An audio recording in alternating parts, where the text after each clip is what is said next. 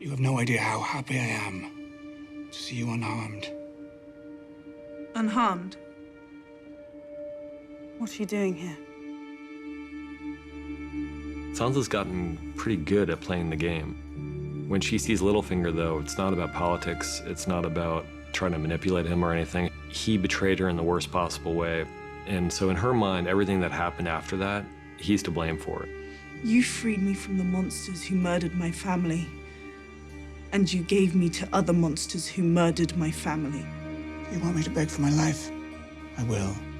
I think it goes through her mind how satisfying it would be to see Brienne just cut him in two right here.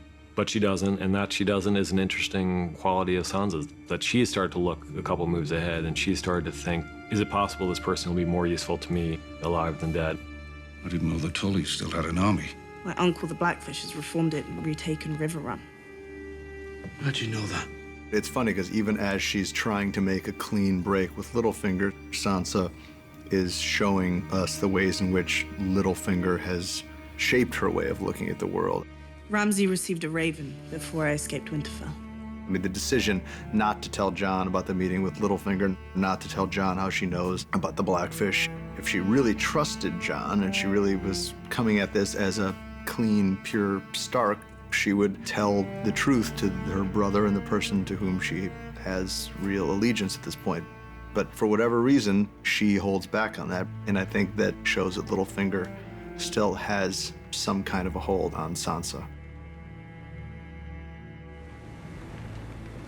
I am Theon Greyjoy, last living son of Balon Greyjoy. And she is your rightful ruler. It's probably unique in the history of the Iron Islands for a male heir to reject his own claim in favor of his sister. It's one thing to say when it's just the two of them, I don't want to be king, you should be. It's quite another thing when they have the King's Moot and they're actually choosing a king. And that's, I think, when she first really begins to trust him again. I'm Euron Greyjoy. I claim the Salt Throne. Of course, the person who precipitated the King's Moot by throwing his own brother off a bridge did so with full understanding of what a King's Moot was. It's an election, and Euron Greyjoy was confident that he could step into that situation and triumph through force of personality and through violence if necessary.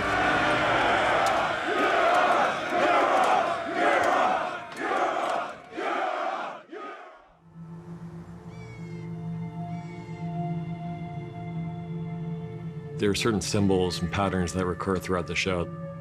The first time we saw that was in one of the very first scenes in the pilot when Will, the ranger, sees the wildling body parts in an odd pattern displayed by the White Walkers.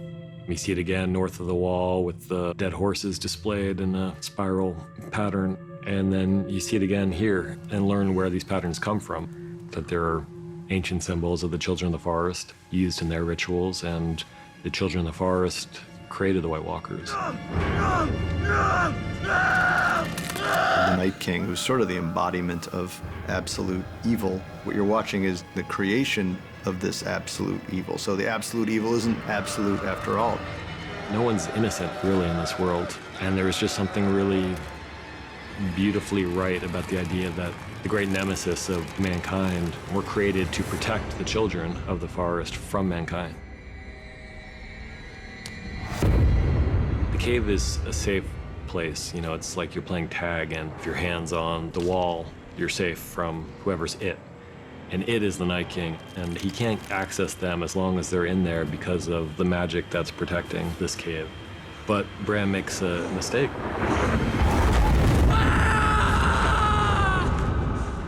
He saw me. He's not the Three-Eyed Raven yet. He doesn't have control over these visions in the way that the Three-Eyed Raven does. But for the first time, someone actually sees him in the vision as the Night King.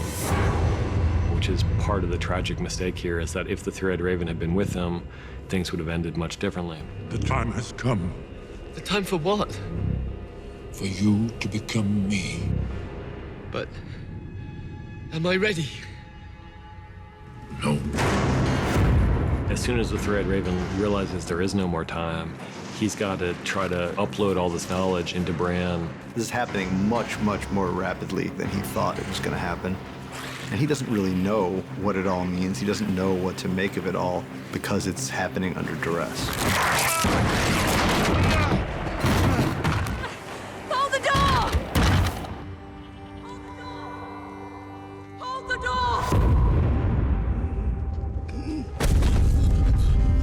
We had this meeting with George Martin where we're trying to get as much information as possible out of him, and probably the most shocking revelation he had for us was when he told us the origin of Hodor, how that name came about.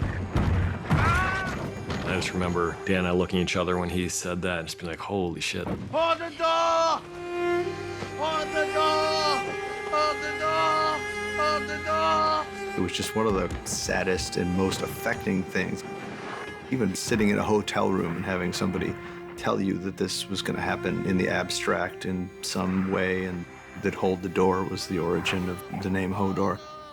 We just thought that was a really, really heartbreaking idea. Hodor! Hodor! Hodor! Hodor! Hodor! Hodor! Hodor! Hodor! Hodor!